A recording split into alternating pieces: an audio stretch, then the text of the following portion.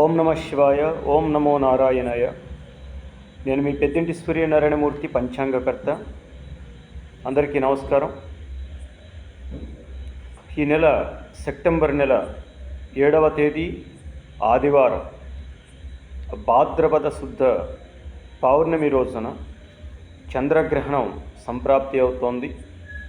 ఈ చంద్రగ్రహణం రాత్రి 9:56 ప్రారంభమయ్యి మధ్యరాత్రి 1:25 వరకు కొనసాగబోతూ ఉంది. 7వ తేదీ ఆదివారం రాత్రి ప్రారంభమయ్యేటువంటి గ్రహణం పూర్వభాద్ర నక్షత్రంలో మేషలగ్నంలో పడుతోంది. మనం ఈరోజు సోషల్ మీడియాలో చాలా విస్తృతంగా దీనికి సంబంధించినటువంటి విషయాల్ని ప్రచారం చేస్తూ ఉన్నారు.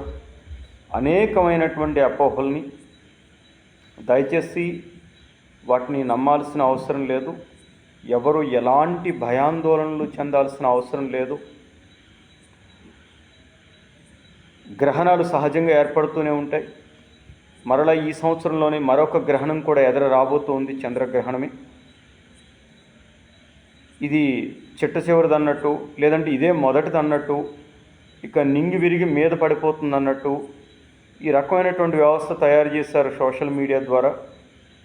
దీన్ని నేను పూర్తిగా ఖండిస్తూ, ఎవరు ఎలాంటి ఆందోళన చెందాల్సిన అవసరం లేదు అన్నది నేను తెలియజేస్తూ, మా పీఠం విశ్వహరిహర పీఠానికి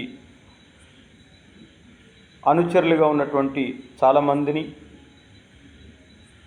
మీరు ఎలాంటి భయాందోళన చెందొద్దని నేను కోరుతున్నాను. ఈ సందర్భంలో